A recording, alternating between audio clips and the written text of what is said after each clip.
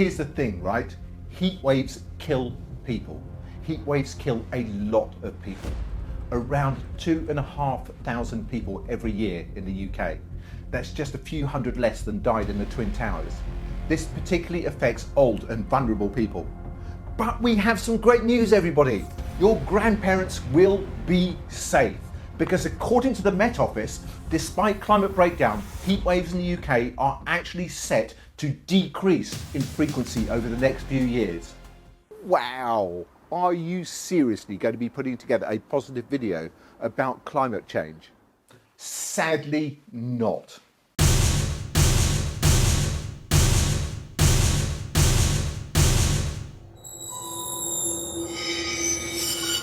The truth is that heat waves or extreme weather events are actually increasing, and alarmingly so. I mean, you've only got to look outside of your window.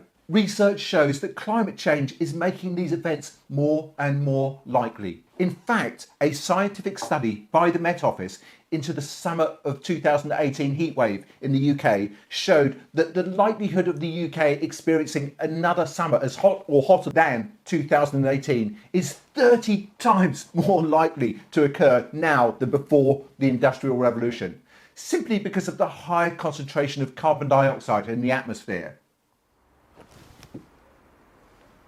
Okay, can you explain? Is it getting hotter or not getting hotter? I don't understand. It's okay, you are not supposed to understand, but most of all, we don't want you to be alarmed. After all, we don't want to alarm anyone.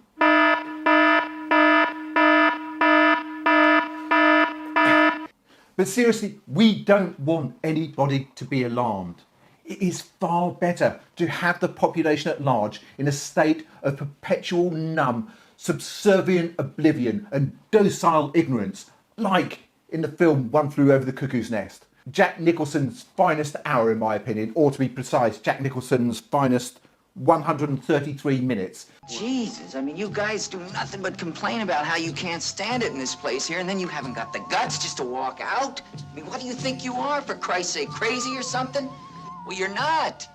Anyway, One Flew Over the Cuckoo's Nest. Oh, sorry, news just in. Downing Street has announced today that there are plans to use the temporary Nightingale hospitals built for COVID-19 to lobotomise some of Britain's more stubborn and inquisitive minds. Obviously, that last bit is not true, but let me explain what is going on here and why we should all be really, really angry about this. UK climate change in action. There's a link in the description below to the UK Met Office website with the press release entitled UK Climate Change in Action, where the action is not to suggest that we stop burning fossil fuels, stop driving our children to school in our SUVs, or making unnecessary journeys in our car, or to move towards public transport, to walk more, not to move towards a more plant-based diet, not to fly less, or to stop using single-use plastic, or stop buying shit that we don't need. No, none of these things. Their climate change action is to change what constitutes a heat wave. I kid you not. The official definition of a heat wave is to be changed in a band of English counties from Surrey to East Yorkshire in response to the warming climate. The Met Office has said it was increasing heat wave temperature thresholds in 8 counties before the summer. The change reflected an undeniable warming trend for the UK that had made the original thresholds obsolete. You can see on the chart behind me here. I feel like Edwin Fish the weatherman. I'm not going to go into too much detail here. There's a link in the description below to the full article. But apart from the obvious of why is a heat wave in the north of England, Scotland, Wales and Northern Ireland considered to be 25 degrees compared to 26, 27 and even 28 degrees in the south.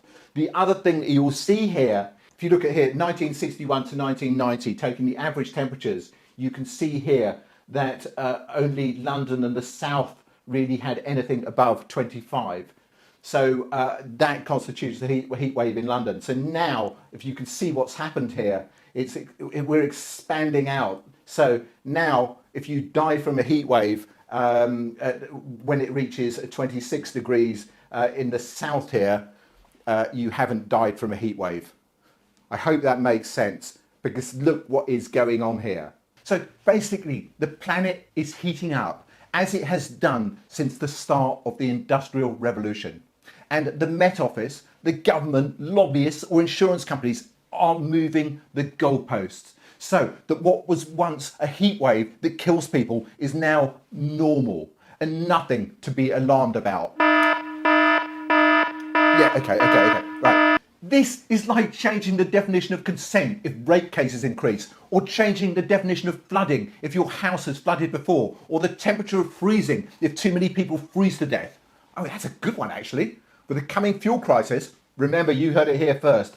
Or the definition of obesity when too many people are overweight. Or simply not counting the cost of essential foods, heating and lighting when calculating inflation.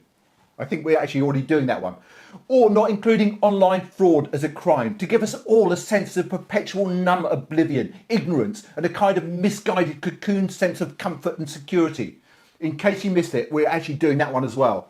But however they spin it, your grandparents won't be safe or secure as climate breakdown makes severe weather events 30 times more likely than when their grandparents were alive.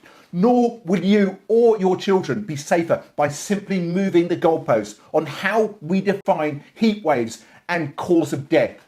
This will not change anything, and believe me, everything needs to change.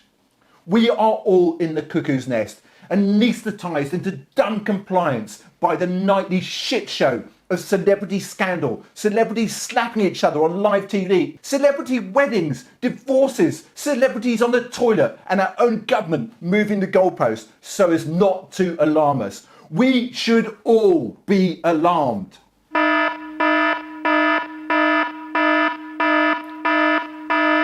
But that's just what I think. What do you think? Do you think we should be alarmed, or do you think it is better to be kept in a state of blissful ignorance while the Earth's life support system is slowly being destroyed? Is this really what we want for our children?